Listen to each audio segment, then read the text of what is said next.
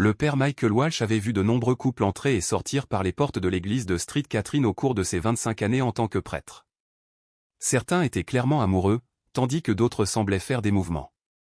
Mais lorsqu'il a rencontré Robert et Anna pour la première fois, il a ressenti quelque chose de spécial chez eux.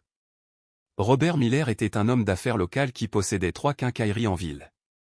Il était un habitué des services dominicaux depuis des années, toujours assis au 3e rang, mettant toujours un billet de $20 dans le panier de collecte. Anna Chen était nouvelle dans la congrégation. Elle avait déménagé en ville il y a à peine 6 mois pour travailler comme infirmière à l'hôpital Mémorial. Ils forment un si beau couple, faisait souvent remarquer Madame Peterson, la secrétaire de l'église, chaque fois que Robert et Anna venaient pour leur réunion avant le mariage. Le père Michael était d'accord.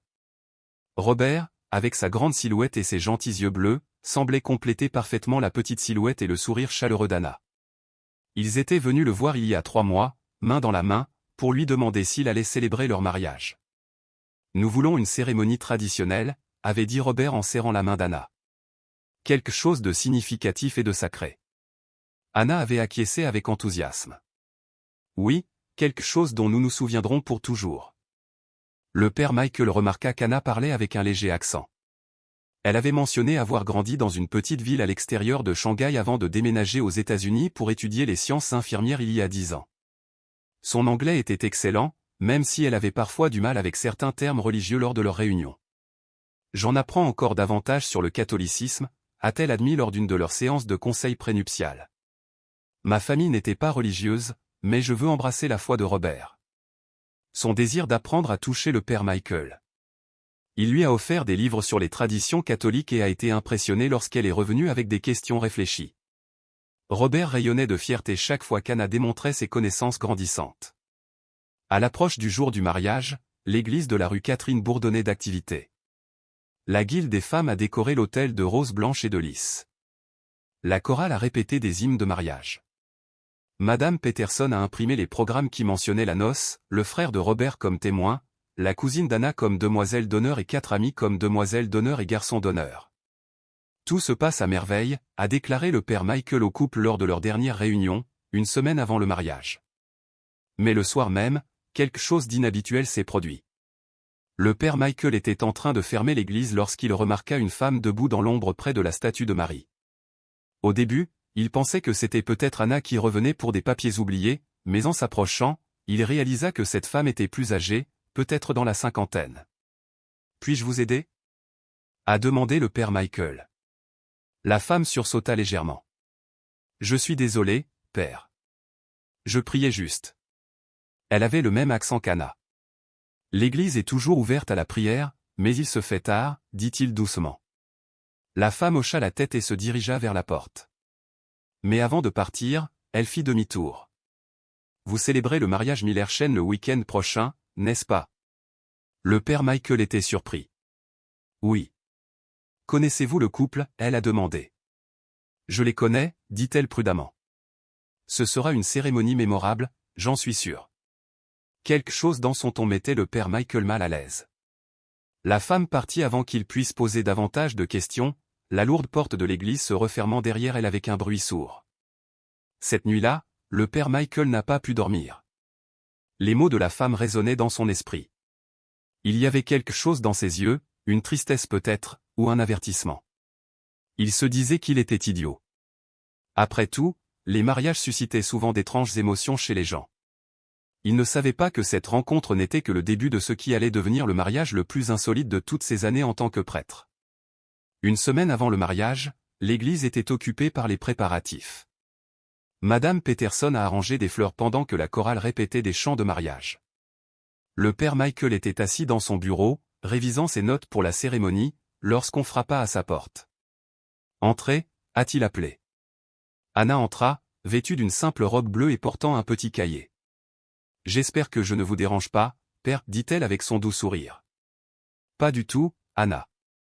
S'il te plaît, assieds-toi. » Le père Michael désigna la chaise en face de son bureau. « Est-ce que tout va bien ? Le trac du mariage ? » Non, non, dit rapidement Anna. Tout est parfait.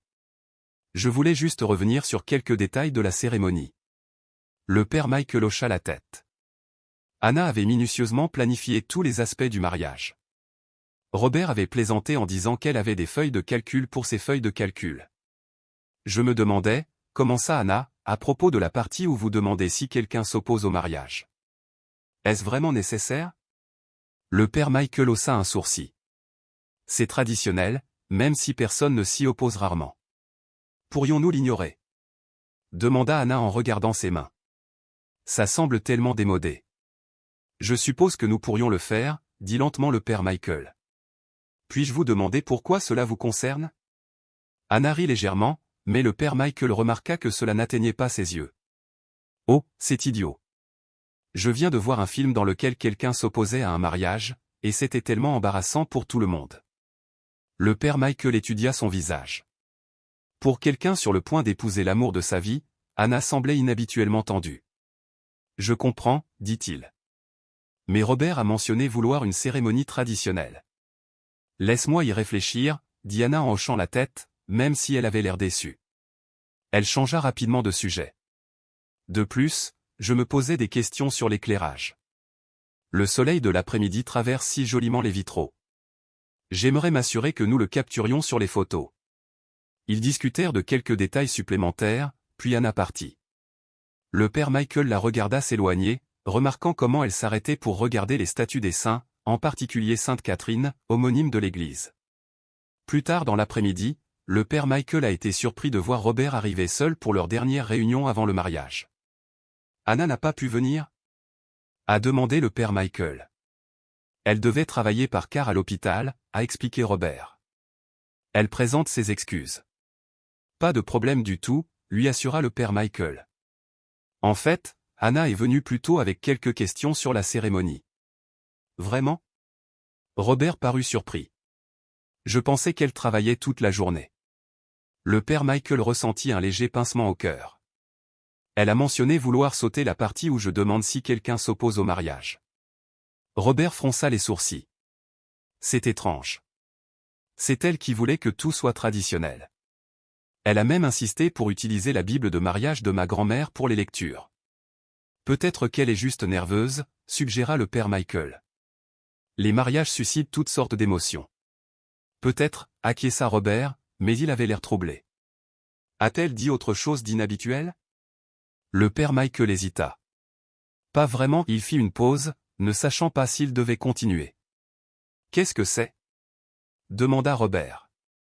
Ce n'est probablement rien, mais j'ai remarqué qu'Anna semble mal à l'aise pendant certaines parties de nos conseils prénuptiaux, surtout lorsque nous discutons des traditions catholiques.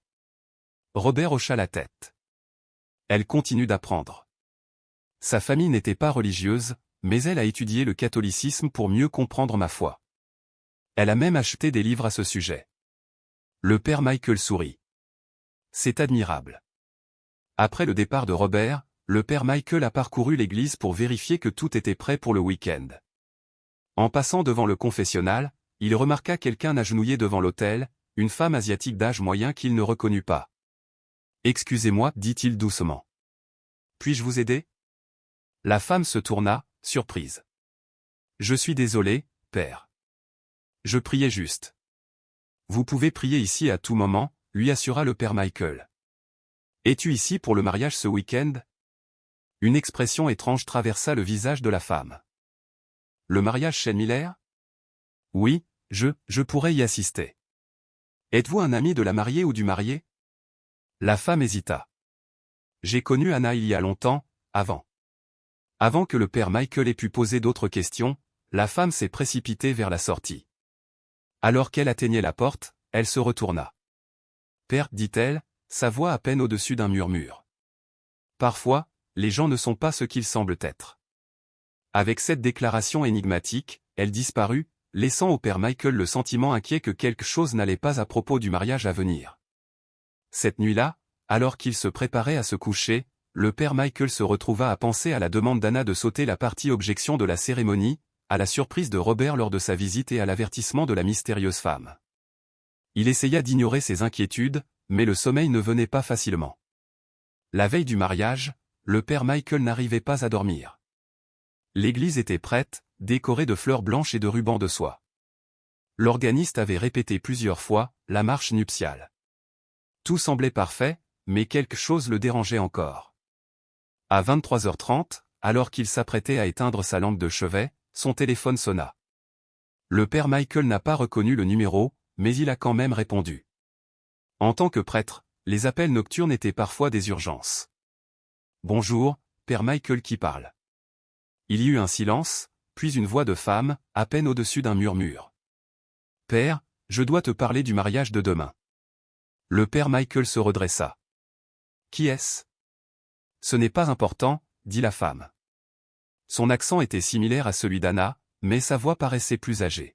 « Ce qui est important, c'est que vous arrêtiez ce mariage. »« Je suis désolé, mais je ne peux pas parler de mes paroissiens avec des étrangers, » a déclaré fermement le père Michael.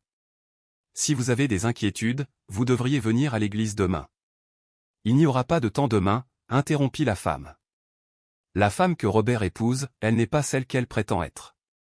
Un frisson parcourut le dos du père Michael alors qu'il se souvenait de la mystérieuse femme de l'église. « Que veux-tu dire ? Elle ne s'appelle pas Anna. La vraie Anna est décédée il y a 2 ans dans un accident de voiture en Californie. » La main du père Michael se resserra autour du téléphone. « C'est une accusation grave. Avez-vous des preuves ? » Vérifiez son poignet gauche, dit la femme. La vraie Anna y avait un petit tatouage de papillon. Cette femme le couvre de maquillage et de bracelets. « Et tu le sais parce que ? » a demandé le père Michael. « Parce que je connaissais la vraie Anna. Cette femme utilise son identité. Son vrai nom est Lin Wei. Elle était la colocataire d'Anna à l'école d'infirmière. Quand Anna est morte, Lin a pris ses papiers, son identité, sa vie. » L'esprit du père Michael s'emballait. Il avait remarqué qu'Anna portait toujours des bracelets, même lors de réunions informelles. Il y avait autre chose. Elle évitait certains sujets concernant son passé, changeant toujours de sujet lorsque Robert mentionnait ses années d'école d'infirmière. Mais pourquoi ferait-elle ça ? Que veut-elle à Robert ? La femme au téléphone soupira. La famille de Robert a de l'argent. Ses quincailleries ne sont qu'un début. Son oncle lui a laissé des terres valant des millions. L'un a toujours voulu une vie meilleure que celle qu'elle avait en Chine. Si ce que vous dites est vrai, je dois contacter la police, a déclaré le père Michael. Non, la femme semblait effrayée. Si vous appelez la police maintenant, elle s'enfuira. Elle l'a déjà fait. Vous devez l'attraper au mariage car elle ne peut pas s'échapper facilement. Le père Michael n'était pas sûr de devoir croire cet inconnu, mais elle a ensuite dit quelque chose qui lui a glacé le sang. Si vous ne me croyez pas, posez-lui des questions sur la cicatrice sur son dos. Anna a été opérée quand elle avait 12 ans. Une opération à la colonne vertébrale qui a laissé une cicatrice de 6 pouces. Cette femme ne l'a pas. Le père Michael s'est souvenu de quelque chose de la semaine dernière. Lors d'une répétition, Anna avait porté une robe dos nu. Robert avait posé sa main sur son dos nu et le père Michael avait remarqué la police. Il n'y avait pas de cicatrice. Qui es-tu ? Le père Michael a demandé à nouveau. Quelqu'un qui se soucie de la justice, a répondu la femme. Quelqu'un qui ne peut pas rester les bras croisés et regarder ce qui arrive à un homme bon comme Robert. Avant que le père Michael puisse poser d'autres questions, la ligne fut coupée. Il regarda longuement son téléphone, puis sortit du lit et s'agenouilla pour prier.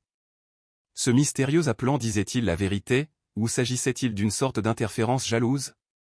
Le père Michael pensait à Anna, à ses hésitations face à certaines questions personnelles, à ses réponses vagues sur son passé, à la façon dont elle regardait parfois par-dessus son épaule, comme si elle s'attendait à voir quelqu'un. Pour la première fois dans son sacerdoce, il se demanda s'il devait refuser de célébrer le mariage. Mais il avait besoin de plus que l'appel téléphonique d'un inconnu. Il lui fallait des preuves. À l'aube, le père Michael prit une décision. Il n'appellerait pas encore la police. Il n'alarmerait pas Robert, mais il surveillerait attentivement Anna lors du mariage et il chercherait ce tatouage de papillon sur son poignet. Quoi qu'il arrive aujourd'hui, le père Michael savait que le mariage ne se déroulerait pas comme prévu. Le matin du mariage est arrivé avec un ciel bleu parfait et un doux soleil.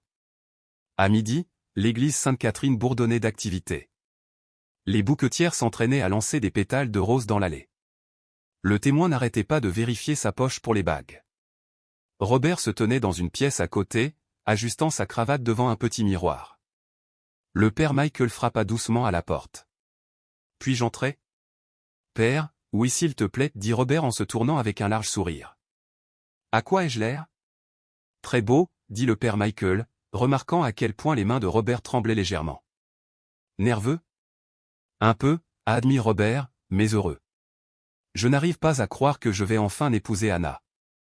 Parfois, je pense que je suis l'homme le plus chanceux du monde. Le cœur du père Michael se serra. Les paroles de l'appelant anonyme résonnaient dans son esprit. Robert pourrait-il épouser un imposteur?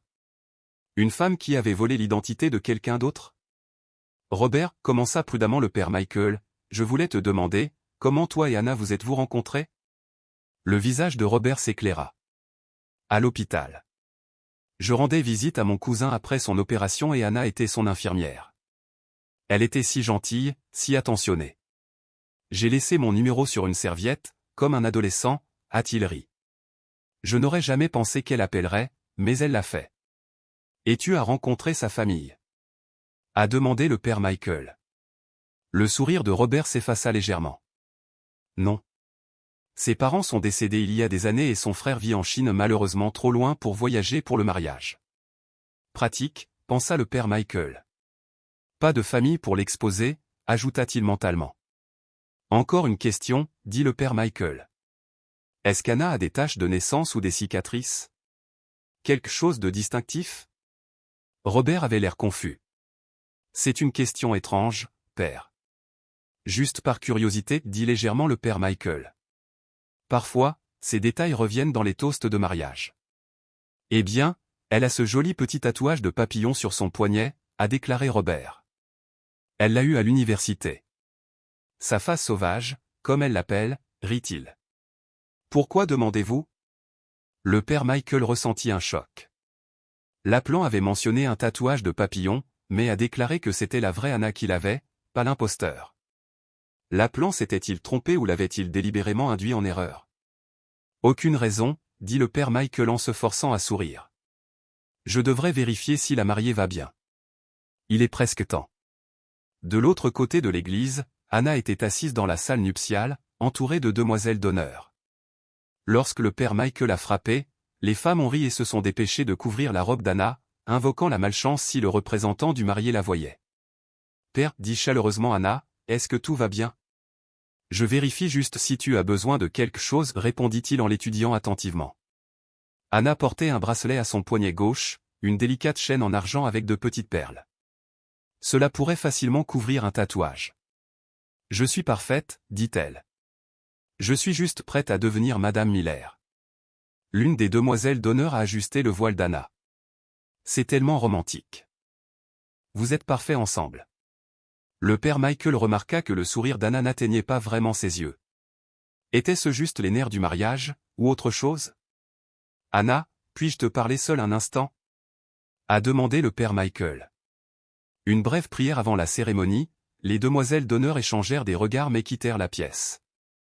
Lorsqu'ils furent seuls, le père Michael ferma la porte. Quelque chose ne va pas, père?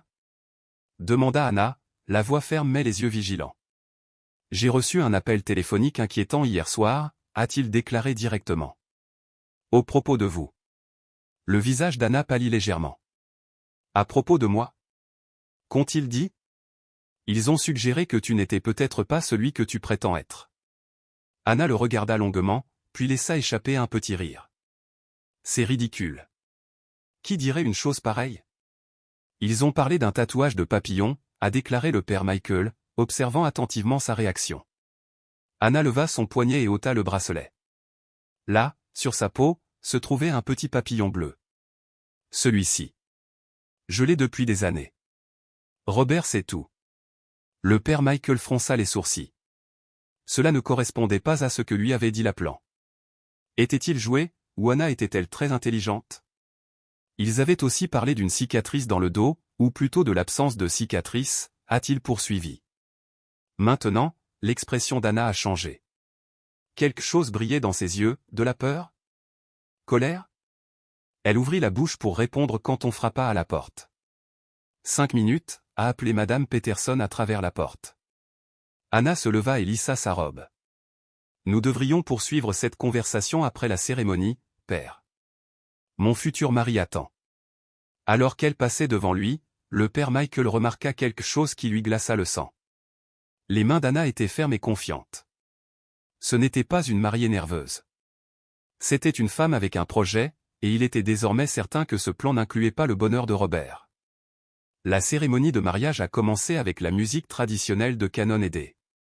Les invités se sont levés tandis que les demoiselles d'honneur marchaient dans l'allée en robe bleu pâle, chacune portant un petit bouquet de roses blanches. Robert attendait devant l'autel, le visage rayonnant de bonheur et d'impatience. Puis vint le moment que tout le monde attendait. L'organiste est passé à la marche nuptiale et les portes à l'arrière de l'église se sont ouvertes. Anna se tenait là, vêtue d'une superbe robe blanche, son visage partiellement caché derrière un voile délicat.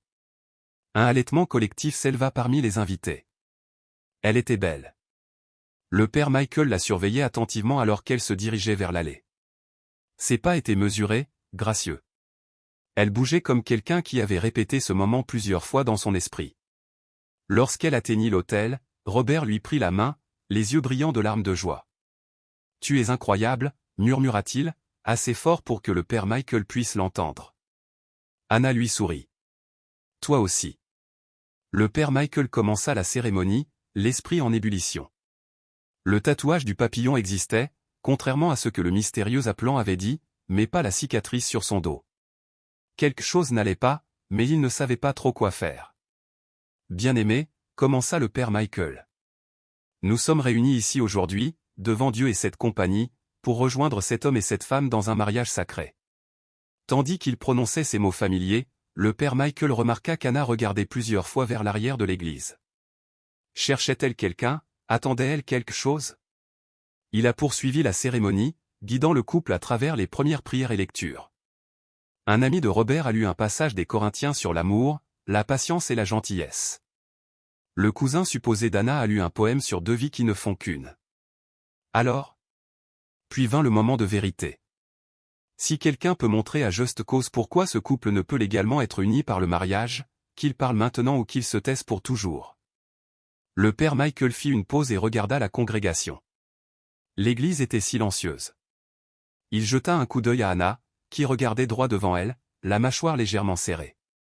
Alors que le père Michael était sur le point de continuer, les portes de l'église s'ouvrirent. Une femme vêtue d'une simple robe bleue entra. Elle était asiatique, comme Anna, mais plus âgée ou peut-être dans la cinquantaine. Le père Michael l'a immédiatement reconnue comme étant la femme qu'il avait vue prier dans l'église et a fortement soupçonné qu'il s'agissait de l'appelant anonyme.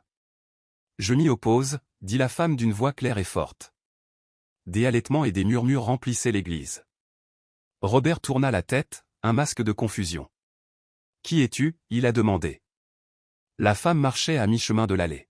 « Je m'appelle Grace Chen. » Anna Chen était ma nièce. Le visage d'Anna était devenu blanc. Elle serrait si fort son bouquet que ses jointures devinrent blanches. « Est-ce vrai » demanda Robert, la voix tremblante. Anna Chen est décédée il y a 2 ans dans un accident de voiture à San Francisco, a déclaré Grace. Cette femme n'est pas ma nièce. Tous les regards se tournèrent vers Anna, qui tremblait désormais visiblement. C'est absurde, dit Anna. Je ne sais pas qui est cette femme. Elle est clairement confuse. Ou montre-leur ton épaule, l'interrompit Grace. La vraie Anna avait une tache de naissance en forme de croissant de lune sur son épaule gauche. Toutes les femmes Chen de notre famille en sont atteintes. Le père Michael s'avança. Peut-être devrions-nous poursuivre cette discussion en privé. Non, dit fermement Robert. Je veux connaître la vérité. Il se tourna vers Anna. Est-ce vrai? N'êtes-vous pas celui que vous prétendez être? Anna a regardé autour de l'église les visages choqués des invités, l'expression dure de Grace Chen, la confusion et la douleur dans les yeux de Robert. Pendant un instant, elle sembla calculer quelque chose dans sa tête. Puis, sans prévenir, elle a laissé tomber son bouquet et s'est enfuie. Elle arriva à mi-chemin de l'allée avant que l'agent de sécurité de l'église, alerté par Madame Peterson, ne se mette en travers de son chemin. Anna essaya de l'esquiver, mais il lui attrapa le bras. « Lâche-moi » cria-t-elle, luttant contre son emprise. « Quelqu'un appelle la police » dit le père Michael, sa voix traversant le chaos. Robert restait figé devant l'autel, regardant la femme qu'il pensait connaître se battre pour s'échapper. L'expression de son visage brisa le cœur du père Michael, la lente prise de conscience que tout aurait pu être un mensonge. Anna, ou quelle qu'elle soit, cessa soudainement de se débattre. Elle regarda Robert, ses yeux n'étaient plus effrayés mais froids et calculateurs. « Vous ne comprenez pas, dit-elle. Aucun de vous ne comprend ce que j'ai vécu. » L'église était silencieuse à présent, tout le monde retenait son souffle, attendant ce qui allait se passer ensuite. Le père Michael savait que le véritable choc était encore à venir. L'heure suivante se passa dans un flou de confusion et de choc. La police est arrivée rapidement, leur sirène coupant la musique du mariage qui jouait encore doucement en arrière-plan. Les invités ont été priés de rester assis pendant que les agents prenaient les déclarations du père Michael, de Grace Chen et de Robert. Anna ou qui qu'elle soit réellement était assise dans un petit bureau à l'arrière de l'église, gardé par 2 officiers. Elle avait arrêté de se battre et restait assise en silence, sa belle robe de mariée enroulée autour d'elle comme un rêve dégonflé. « Je veux lui parler, » dit Robert, la voix creuse. Son témoin se tenait à côté de lui, une main sur son épaule pour le soutenir. « Es-tu sûr que c'est sage ?» demanda gentiment le père Michael. « J'ai besoin de connaître la vérité, » a insisté Robert. « J'ai besoin de l'entendre d'elle. » Le détective principal, une femme nommée officier Martinez, hocha la tête après un moment de réflexion. « Tu peux avoir 5 minutes, mais je serai dans la pièce avec toi. » Lorsque Robert entra dans le bureau, la femme qui était presque devenue sa femme ne leva pas les yeux. Son maquillage était taché à force de pleurer, mais sa posture restait droite, presque provocante. « Qui es-tu » demanda simplement Robert. Elle leva finalement les yeux pour rencontrer les siens. « Je m'appelle Linway et Anna, la vraie Anna. » Les yeux de l'un brillaient de quelque chose du regret, peut-être, ou simplement du calcul. Elle était ma colocataire à l'école d'infirmière. Nous étions amis. Grace dit qu'elle est morte dans un accident de voiture. L'un hocha lentement la tête. Il y a 2 ans. Elle rentrait chez elle après avoir travaillé la nuit. Il pleuvait. Et tu viens de prendre son identité ? La voix de Robert se brisa. Pourquoi ? L'un baissa les yeux sur ses mains, sur la bague de fiançailles qui brillait à son doigt. Anna avait tout ce que je voulais, un emploi sûr en Amérique, une bonne réputation, pas de complications familiales. Quand elle est décédée, j'ai vu une opportunité. Donc rien de tout cela n'était réel ? Demanda Robert, le visage un masque de douleur. Tout entre nous était un mensonge ? Pour la première fois, le sang-froid de l'un se brisa légèrement. Pas tout. Je tiens à toi, Robert. Cela ne faisait pas partie du plan, mais c'est arrivé. L'agent Martinez s'est avancé. Quel était le plan, Madame Way ? L'un hésita, puis sembla réaliser qu'il ne servait à rien de cacher quoi que ce soit maintenant. Mariage, citoyenneté américaine, sécurité financière. Elle jeta un coup d'œil à Robert. Votre famille a de l'argent. J'ai grandi sans rien. Mais pourquoi ici ? A demandé le père Michael depuis la porte. Il y a beaucoup d'hommes riches dans ce pays. Pourquoi choisir cette ville, cet homme ? Ce n'était pas un hasard, a admis l'un. Après la mort d'Anna, j'ai retrouvé son journal. Elle avait écrit sur sa ville natale, sur un garçon qu'elle avait connu au lycée et pour qui elle avait toujours eu le béguin. Elle regarda Robert. Tu ne m'as jamais remarqué à l'époque, n'est-ce pas ? J'étais l'étudiant d'échange discret qui s'est assis derrière toi en cours d'anglais pendant un semestre. Mais Anna t'a remarqué. Elle a gardé ta trace sur les réseaux sociaux. Quand j'ai vu que tu étais toujours célibataire, que tu avais du succès. Le visage de Robert pâlit alors que la compréhension commençait. Tu as utilisé les souvenirs d'Anna pour te rapprocher de moi ? Ses pensées personnelles. J'avais besoin d'une connexion qui semble naturelle, a déclaré l'un. J'avais besoin d'une histoire qui tiendrait le coup si quelqu'un posait des questions. Et cela aurait pu fonctionner, a déclaré l'agent Martinez, sans Grace Chen. L'expression de l'un se durcit. Je ne savais pas qu'Anna avait une tante en Californie. Anna parlait rarement de sa famille. Elle a trouvé votre licence d'infirmière en ligne, a déclaré Grace en entrant dans le bureau bondé. La vraie, avec ton vrai nom. Elle cherchait des informations sur sa nièce et a trouvé une photo de toi utilisant les informations d'identification d'Anna. Il lui a fallu des mois pour me retrouver. Le père Michael a vu tout le poids de la tromperie de l'un s'abattre sur Robert. L'homme qui s'était tenu devant l'autel il y a à peine 1 heure, prêt à promettre sa vie à cette femme, désormais perdue, trahie. Vous serez au minimum accusé d'usurpation d'identité, a déclaré l'agent Martinez à l'un, peut-être de fraude, en fonction de ce que nous découvrirons d'autre au cours de notre enquête. L'un hocha la tête, semblant résigné à son sort. Alors que les policiers se préparaient à l'emmener au poste, elle leva les yeux vers Robert. Pour ce que ça vaut, dit-elle doucement, ces 6 derniers mois ont été les plus heureux de ma vie. Robert s'est détourné sans répondre, passant devant le père Michael et sortant dans l'église, où attendaient ses amis et sa famille confus et inquiets. Le mariage qui n'a jamais eu lieu était terminé, mais l'histoire de la tromperie de l'un W commençait tout juste à se dévoiler.